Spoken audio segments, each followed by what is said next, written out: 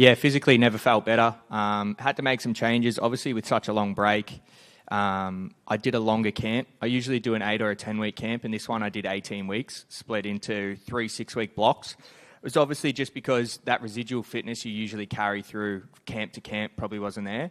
And the goal with splitting it up like that was to try and make sure that I didn't roll into fight week kind of limping over the line with the volume. It was that I would come into fight week bursting through the door in a really good shape physically, and I think we've done that. Will you try to do that for camps moving forward, or is this just because of the long layoff? No. I think having done the work, now if I back up quickly a couple times, but I think being first up, anytime I have a break of sort of longer than 3 or 4 months between fights, that I'll be looking to do something similar to what I did because it worked really well. How soon after the injury could you go 100% in camp? I got up to going about 90% after 2.5 months, 3 months. And then I had a little setback, which put me back a few weeks. And then the last 6 months, I've been at 100%. And obviously a little bit of a change up in opponent. I think it was Gavin Tucker now to Herbert Burns. And I think you said something on your Instagram where it was like he was kind of on our radar to begin with. So, when they came to you with Herbert, you seemed fine with it. So did you have to adjust anything in camp? And were you actually looking forward to fighting Gavin before he fell out? I was really looking forward to fighting Gavin. The style that Gavin brought, I found really interesting, the way he chains his takedowns together and that sort of thing. He was a southpaw, so the only thing we really had to change over to Herbert was doing more orthodox stuff. And obviously, Herbert does a lot of things well, and he does a couple of things exceptionally well. So it was about just locking in on those things that he does exceptionally well and making sure that I'm prepared for that. Did you have time to bring in anyone specifically to kind of help you with those specific things that he excels at? I'm pretty lucky. I'm from Absolute MMA, so we got Lockie Giles and guys who are at such a high level. And Simon Carson, my coach, obviously, as soon as we got the change, he programmed some stuff in. And like I said, we kind of thought we were going to get Herbert when we got Jamal last year. So we'd kind of already done some stuff in preparation for this fight. In terms of his career, what are you expecting from him in there? He's on a bit of a slide. He's been knocked out quite a bit recently. So do you think he's going to come in there like, I have something to prove? Yeah, look, people you see comments and you hear people talk and it's like, you can get Herbert to quit, show him the door, all this sort of stuff. I'm prepared for Herbert to come in there with his back up against the wall, and he's got a last name to prove. He's got a career to hold on to. He's got everything on the line in the same way that I do. So I'm by no means taking this as, a fight where, I think it's going to be easy to get one up over him.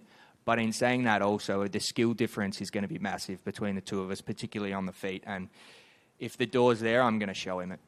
Last one for me, unrelated to this fight, but I'm sure you've heard, but November 1st, they're going to start implementing those new rule changes with the 12-6 elbows will be allowed, and they've redefined grounded opponents. So, what do you make of that, and are you looking forward to these rule changes? 100%. Those rules have needed to go for a long time, and I think it makes a lot of sense. Yeah, Jack, just over here. My man. Hey, you're in Perth. Have you checked out Ascot Racecourse yet? I did. I went down to the stables at Ascot on Monday morning and went and watched track work at Belmont Park, which was great. I saw a few 3-year-olds that looked pretty talented getting around, and I think one of them's in next Thursday, so I might have a bit of a dabble there. And did you get any momentum at all on getting the horse on your fight trunks? No, look, I think when I asked for that, I knew that it was probably a stretch. But I think it's important to plant the seeds for these things going forward. I think Connor was excellent at that. Connor sort of touched on things that he wanted to do later in his career, earlier in his career. And then sort of as they came to fruition, it's kind of like a succession plan for himself. And I think even though being on the prelims and first fight back after 11 months was probably unlikely to get the horse on the shorts, I think it just makes it a big story when I do get up to the top of the card and have the opportunity to do it. And you mentioned about sort of planning those almost storylines in your career. You've talked about Ilia Topuria and the weigh-in window and the scale and all that. Is that beef with him still there? Look, to be honest, I've just been watching a lot of Ilia tape lately. I really like the way he moves as a fighter and how he slows down and lets the fight come to him. As far as that, look, he was cutting weight. Like, everyone turns into a bit of a dick when they're cutting weight, even me. So, I'm sure we can let bygones be bygones. But hey, if once we get to the point end of that division, anyone can get it. And final one from me. Your teammate, Khan Offley, has joined the Breaking Leg Club. How do you welcome him into that club out of Absolute MMA? Yeah, well, he's about my height, he's about my build, and we spend a lot of time together, so it makes sense that we both get onto that leg breaking stuff. But, Khan has worked exceptionally hard to put himself in the position to get on the Ultimate Fighter, and now he's in the final. And I know my coach, Simon, is flying straight out from Perth to Vegas to go and corner him for that, and I'm really hopeful and excited that he can join me in the UFC. Jack, just one quick one, just to your left. Obviously, Lisa Kiriakou, teammate of yours, fought on the road to UFC this year, and obviously she's back next month fighting against Cynthia Calvillo. I guess, what are your thoughts on her? Obviously, the UFC hasn't signed any Australian females in 4 years, so she's close to that door. I guess, what are your thoughts on her and her career moving forward? Look, Lisa, as much as she feels like she's been around for a while, she's only been training for 6 years, so she still has a tendency to sometimes make mistakes that you wouldn't get at that top level of the sport. But in saying that, athletically and commitment to the sport, she has everything there that she needs to get to the top level. This Cynthia Calvillo fight is a chance to go in against someone who has fought at the very top end. So she's just got to go in there and do what she's capable of, which is take her out. And, that's another one who I'm hopeful that she does the job, and then the UFC put her on the radar. Jack, right here. Over here. Hey, what's up, cuz? What's up, bro? Obviously, the last one, it didn't go the way you wanted, but we've seen the run that Chepe's on right now in the UFC. So is that one you want to run back in the future? And also, what does it say about you to see how well he's doing in the UFC right now? Yeah, look, nobody's happier for Chepe to do well than me, to be honest. That franks my form line, given how well I was doing in that fight early.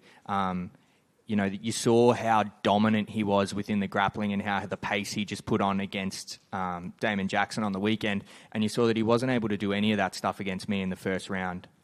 So it puts me in a really good position. As far as running that one back, if we both end up in that top 10, top 15, I'm sure that not only me and Chepe will want to run it back, but I'm sure the UFC and the fans in general will want to see that again. But as far as, holding on to that loss and having any kind of, personal vindication to go back after him, there's none there. I'm on my path and he's on his path. And if we end up crossing again, then we'll see what happens. And then I know you did some golfing with one of our boys, Salim. What's the handicap sitting at right now? Yeah, the handicap's down to about 12, but I reckon that day we got out on the course and the marshal came out to us and said, "Hey, boys, we're here to look after you, so what are you going to do?" And Salim looked at him and goes, "Hey, can you just bring us like a couple of shots every hole until we finish?" And the guy goes, "Yeah, all right." And I was like, "Oh, my God, this guy's mad." Jack. Nope, you go first. Okay. Just two quick ones. Back on the last loss, I think I also saw a video of you. Some people were saying "Oh, it was an injury that you lost" and all this, but then you were very complimentary and said, "It was a good judo throw. I got hurt because of what he did." Were you hearing a lot of noise that people maybe not making excuses, but kind of. Yeah, you got to give people their flowers when they do things well, and we prepared for Chepe to be a really skilled judoka, and he beat me by throwing me with a really skilled judo throw. So to take credit away from him and say that was an accident or, a fluke is just a lack of understanding of the sport and how the sport works. It's the equivalent of Conor McGregor catching you with the left hand and you go, that was a fluke. Well, it's not. It's what they do. So, good on Chepe. It was a good throw. I'm... as far as pathways going forward, the surgeon told me that the good thing about elbows is once they heal, they're better than they ever were. So I don't have to worry about it going forward now that I've fully rehabbed it. And, I'm full steam ahead. And then just last quick one for me. Can I get your thoughts on the main event between Dricus and Izzy? Yeah, absolutely. I've been lucky enough to spend a fair bit of time around Adesanya. He's a superstar person and he's a superstar athlete. And from the moment I walked into the hotel and saw him this week, he just has a different energy about him. There's something about him that's electric. And this isn't taking anything away from him. I might even have just been a reflection of my own energy in Sydney, but in Sydney that wasn't there, I felt. And as soon as I saw him, I was like, "Oh, this man's on." Jack, just back here. Hello, mate. Hello. Before that fight, you were riding a 9-fight win streak, and this isn't a question to take away what Chepe did, but you suffer that loss. It is an odd loss, and then you're forced to sit on the shelf. How is your momentum as a fighter at the moment? I think it's important with wins and losses to take both and see what you can do better. So I kind of just looked at my UFC career as a whole. Rather than that specific fight, I just looked at, okay, since Contender Series, what things can I do better and what things have I done well? And then instead of looking outwards about, maybe like, do I need to go to America? Do I need to do this? Do I need to do that? I just kind of looked inwards, like what can I personally do better? So a couple of things like complacency in the grappling. Like I think if you look at the Jamal fight, I won that fight, but there was times in that where I could have been a little bit more active in the grappling to really put myself as the winner of that fight. So the things I've worked on over that 12 months is still the stuff from that last 4 fights that I thought I could have done better anyway. Thank you very much. No worries. How you going, Jack? Good, mate. Recently you mentioned that you were looking to fight maybe in March or April because you had recovered pretty well from your injury. Can you talk us through that a little bit, and are you looking to get in another fight by year's end? Yeah, absolutely. I tend to, when I'm planning my fights, I don't look an hour past, Sunday morning. Yeah. So Sunday morning at 5:30, I'll be on the bus, and at 9 o'clock, I'll be on the bus back to the venue, and that bus ride back here will be the first time I think about the next fight that I'm going to have. As far as fighting in March or April, I was ready to go into a camp at that point, and the UFC had told my management that, potentially we can get him on around that time, but we're coming back to August in Perth, so if you're happy to just lock in for that, then we'll lock you in and we'll get your opponent 8 weeks out. And I said to my coaches, hey, with the long layoff, let's just do a long lead in. And they both agreed with me, so we did the long lead in. We got the opponent 8 weeks out, and even though that changed a few weeks ago, it's been smooth. And you mentioned recently that you'll be unhappy with anything less than adding momentum to what to your fights, and you wouldn't just be happy with an okay performance. Can you again talk us through that, and how has that affected your preparation for the fight? Yeah, for sure. I think every performance I've had in the UFC has been a C. I don't think I've really shown anything that I can do. I think if you look at some of the fights I had before I got in the UFC, I felt better going in. There's probably an adjustment period to the bright lights and the big stadiums and the media and all that sort of stuff that now I'm a little bit more familiar with, that I'm going to be able to take in my stride with me. But like I said, that momentum that I had going into the Chepe fight, if I'm not there or higher by the end of Sunday morning, I'll be disappointed with the performance. I'm going out there to make a statement that I'm back on that top 15 trajectory, just as Chepe will be now, and that's it. Thank you, man. Jack, before you go, you famously were representing yourself for a little while there. Obviously now with Chosen Advisory, what was the decision behind that, and kind of what benefit has it brought you? Basically, I was represented before I got in the UFC, and then there was a bit of change with management stuff that happened, and I ended up representing myself just for the first thing when I was already in the UFC.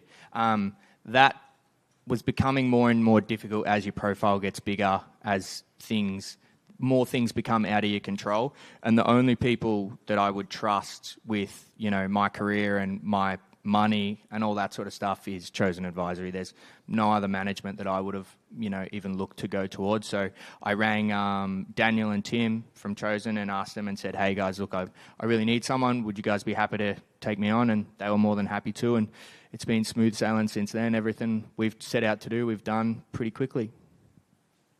Jack. Hey, mate. Hey.